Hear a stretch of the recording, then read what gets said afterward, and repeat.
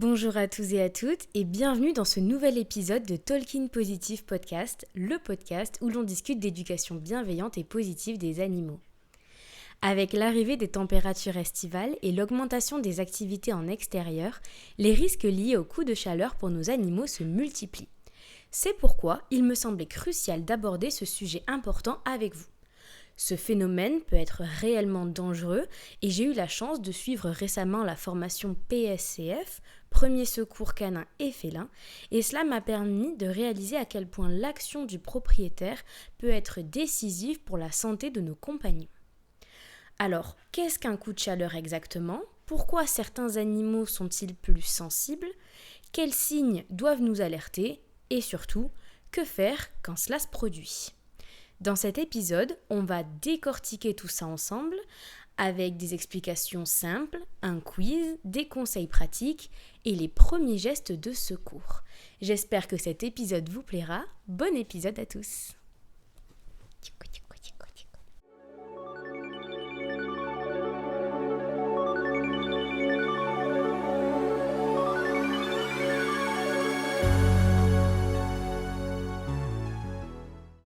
Qu'est-ce qu'un coup de chaleur ? Un coup de chaleur ou hyperthermie survient lorsque la température corporelle d'un animal dépasse les 40 degrés. Cela peut être dû à une exposition excessive à la chaleur ou à un effort physique trop intense, surtout en période chaude. Contrairement à nous, les animaux ne transpirent pas de manière généralisée. Par exemple, les chiens transpirent principalement par leur coussinet et halètent pour évacuer de la chaleur. Cependant, ce processus est bien moins efficace que la transpiration chez l'homme. Les chats, quant à eux, transpirent très peu. Cela signifie que leur capacité à réguler les températures est bien plus réduite que nous. Imaginez-vous courir sous un soleil de plomb sans pouvoir transpirer. Votre température corporelle grimperait très vite et c'est exactement ce qui se passe chez nos animaux. Une chaleur ambiante élevée, un espace clos comme une voiture ou même une activité physique sous un soleil brûlant ou tout simplement trop intense peuvent mener à une surchauffe rapide du corps. Et les conséquences peuvent être dramatiques. Atteinte neurologique, coma, voire même parfois la mort. Le plus déstabilisant, c'est que le coup de chaleur peut survenir en moins de 10 minutes. C'est donc une urgence qu'il ne faut jamais sous-estimer. Exemple réel, en 2022, une association de protection animale a recensé 17 cas de chiens décédés dans des voitures en l'espace d'un seul mois de juillet en France. J'ai décidé de vous fabriquer un petit quiz afin de tester vos connaissances avant même de vous en dire plus. Prêt ? Allons-y.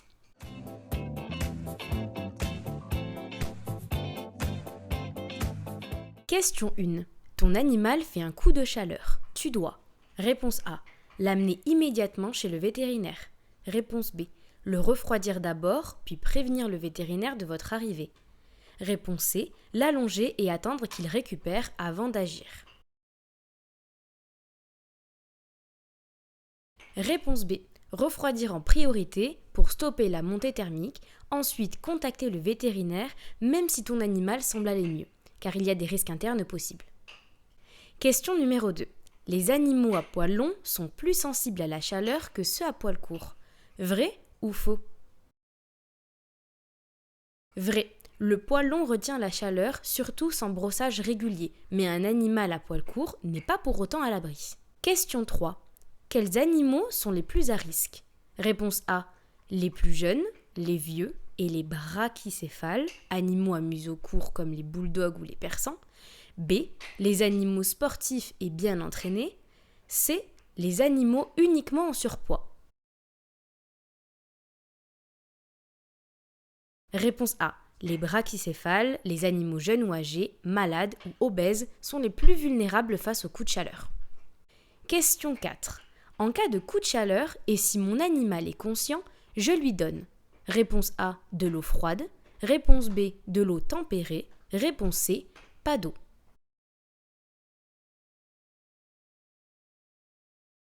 Réponse B.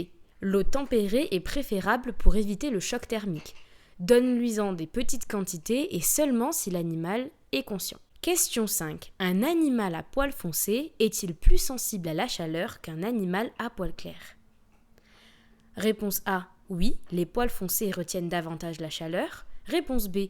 Non, la couleur n'a pas d'impact. Réponse C. Seulement si l'animal a un pelage épais.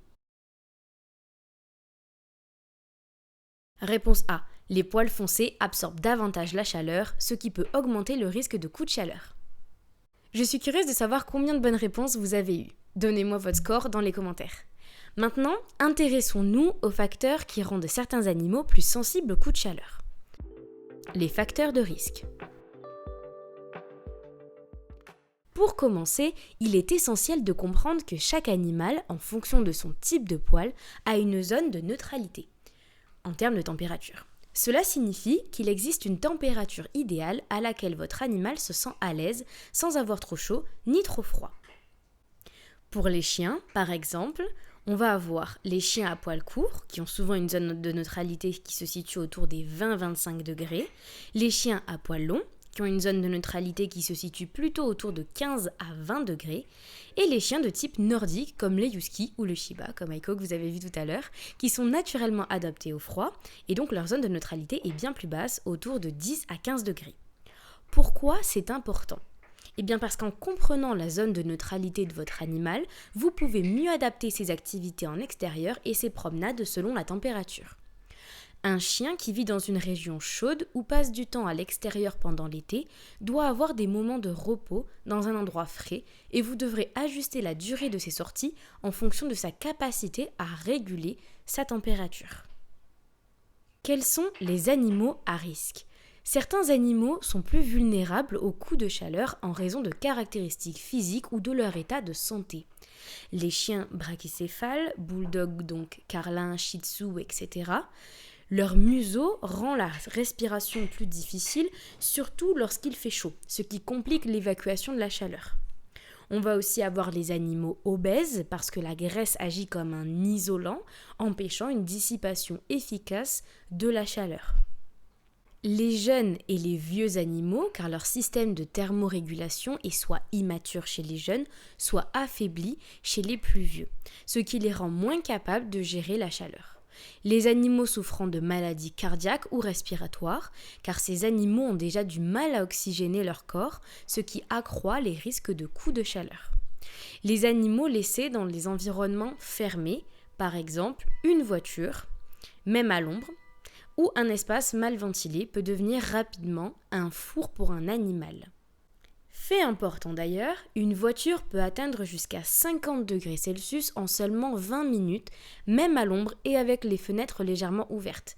Je vous mets un tableau que j'ai trouvé dans un livre sur les premiers secours qui met ça en lumière. Pour les auditeurs, rendez-vous sur nos réseaux sociaux.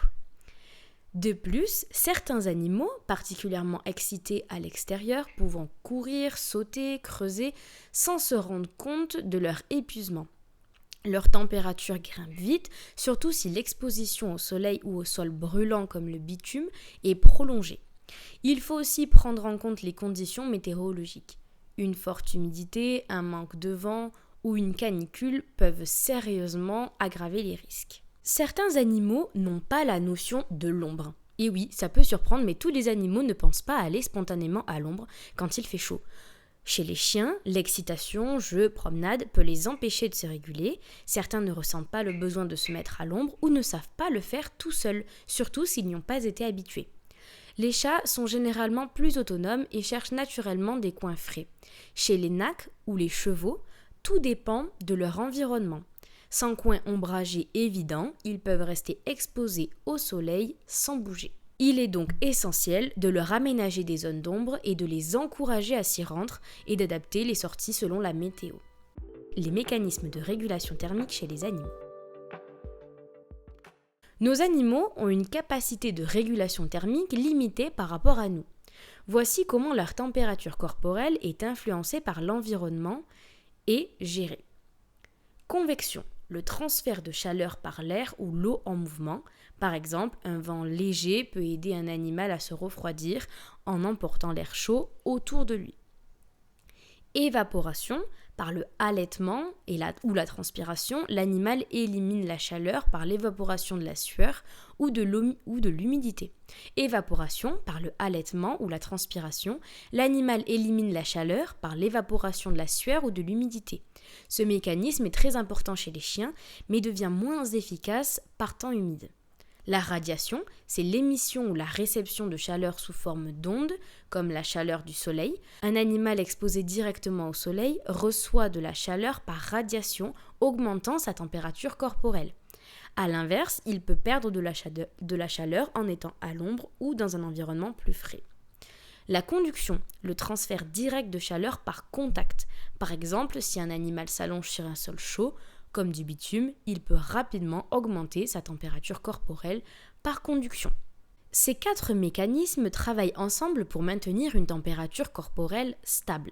Cependant, par temps extrêmement chaud, leur efficacité peut être réduite, rendant la régulation thermique plus difficile. La gestion de la thermorégulation. L'hypothalamus antérieur joue un rôle essentiel dans la régulation de la température corporelle. C'est une petite zone du cerveau qui contrôle également d'autres fonctions vitales comme la faim, la soif, le sommeil, les émotions, agissant un peu comme un thermostat pour maintenir l'équilibre interne du corps. Il régule aussi la production de certaines hormones pour assurer le bon fonctionnement de l'organisme. Lors d'un coup de chaleur, cette région du cerveau peut être altérée, ce qui diminue sa capacité à maintenir l'homéostasie, c'est-à-dire l'équilibre interne du corps. C'est pour cette raison qu'un animal ayant déjà subi un coup de chaleur est plus susceptible d'en faire un à nouveau à l'avenir. Les signes cliniques à repérer. Quels sont les signes qui doivent nous alerter ? L'hyperthermie, donc la température supérieure ou égale à 40,5 degrés, la perte de vigilance, l'hyperventilation, les vomissements, les diarrhées parfois hémorragiques, les pétéchies. Les pétéchies, ce sont des taches violacées sur les muqueuses bleues, la perte de connaissance ou le coma. Les conséquences du coup de chaleur. Lorsque la température devient trop élevée, une vasodilatation se produit. Les vaisseaux sanguins se dilatent, ce qui permet au sang de circuler plus facilement et aide à évacuer la chaleur pour refroidir le corps. Cependant, cette réaction perturbe le système circulatoire car le sang peut s'accumuler dans les vaisseaux et les organes, notamment dans le cerveau, ce qui peut entraîner un œdème cérébral, gonflement donc du cerveau, et un état de choc. Des troubles de la coagulation peuvent également se produire avec la formation de caillots dans les vaisseaux. Un signe visible du coup de chaleur est l'apparition de pétéchies, des petites taches violacées sur les muqueuses. Un point crucial, si un animal ne halète plus sous une chaleur intense, il est en danger. Cela peut signifier une perte de connaissance. Ces signes doivent être pris très au sérieux car plus on attend, plus la situation se complique. Que faire en cas de coup de chaleur ? Le mot d'ordre, c'est agir rapidement, mais sans brusquer l'organisme. L'urgence n'est pas d'amener l'animal directement chez le vétérinaire, mais de faire baisser sa température corporelle entre 39 degrés et 39,5 degrés Celsius. L'intervention du maître est cruciale. Si l'animal est transporté chez le vétérinaire sans avoir été refroidi au préalable, cela augmente considérablement le risque de mortalité. En effet, si le maître ne prend pas le soin de refroidir son animal avant le transport, le taux de mortalité est de 46%. En revanche, si l'animal est refroidi avant de partir chez le vétérinaire, le taux de mortalité chute à 19%. Lorsque votre animal présente les signes d'un coup de chaleur, il est essentiel d'agir rapidement pour limiter les dégâts. Voici les étapes à suivre. Assurez sa protection immédiate. Tout d'abord, mettez l'animal à l'ombre, de préférence dans un endroit frais et ventilé. L'objectif est de le sortir de l'environnement chaud pour éviter que sa température corporelle ne continue d'augmenter. Mesurez sa température. Prenez la température de votre animal avec un thermomètre rectal. Un coup de chaleur se caractérise par une température corporelle, comme nous l'avons dit précédemment, supérieure à 40 degrés Celsius. Il est important de vérifier régulièrement l'évolution de cette température. Rafraîchir les zones sensibles, il est primordial de rafraîchir l'animal, notamment les zones où la chaleur est plus facilement dissipée, comme la zone inguinale, là où il faudra se concentrer, c'est-à-dire l'intérieur des cuisses où se trouvent les artères importantes, permettant une réduction rapide de la température corporelle. Vous pouvez aussi rafraîchir l'arrière de son crâne, la zone du bas du crâne près du cou, qui est également une zone stratégique pour le refroidir rapidement. Circulation d'air frais ou couverture de survie. Si possible, faites circuler de l'air frais sur la peau de l'animal avec un ventilateur ou en l'amenant près d'une fenêtre ouverte. Si ce n'est pas possible, vous pouvez aussi l'envelopper dans une couverture de survie, de celles qui sont argentées, pour éviter qu'il ne perde trop d'humidité tout en favorisant la réduction de la température corporelle. L'hydratation douce. Proposez à votre animal de l'eau tempérée, mais en petite quantité et de manière douce. Il est important de ne pas forcer l'animal à boire s'il ne le souhaite pas. Néanmoins, il est aussi essentiel qu'il soit bien hydraté pour favoriser la récupération. Bien sûr, seulement si l'animal est conscient, et vous pouvez favoriser l'utilisation d'une pipette sans aiguille pour lui administrer très lentement. Contrôle régulier de la température. Prenez la température régulièrement pour suivre son évolution. Si elle ne redescend pas rapidement ou si elle continue à augmenter, la situation devient critique.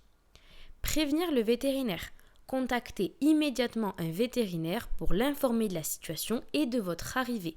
Le vétérinaire saura vous guider dans les étapes à suivre et préparer les soins nécessaires. Transport dans un véhicule tempéré. Si vous devez transporter l'animal chez le vétérinaire, veillez à le faire dans un véhicule à température tempérée, idéalement pas trop chaud. Ne laissez pas votre animal dans un véhicule non climatisé, même pour quelques minutes, car cela peut aggraver son état. Si possible, aérez le véhicule et dans tous les cas, assurez-vous que l'animal est bien en sécurité et à l'aise durant le trajet. Important. Même si votre animal semble aller mieux après ses premières actions, une consultation chez le vétérinaire reste indispensable pour évaluer l'ampleur des dégâts et prévenir toute complication. Astuce pratique, toujours avoir dans son sac de promenade une petite gourde, une serviette ou un brumisateur. Ce sont les petits gestes simples qui peuvent faire une énorme différence. Ne surtout pas faire. À ne surtout pas faire, il y a bien sûr refroidir l'animal trop rapidement, car en le plongeant dans un bain d'eau froide par exemple, vous pouvez provoquer un choc thermique supplémentaire et aggraver son état. Il est important de refroidir l'animal progressivement pour permettre à son corps de s'ajuster. Il ne faut surtout pas lui mettre une muselière, cela peut empêcher l'animal de haleter, ce qui est crucial pour l'évacuation de la chaleur. Si l'animal ne peut pas haleter librement, cela pourrait rendre la situation encore plus grave. D'ailleurs, si votre animal a une muselière, pensez à lui retirer en cas de coup de chaleur. Prévention. Le meilleur traitement, c'est la prévention. Pour protéger votre animal des coups de chaleur, quelques gestes simples peuvent faire une grande différence.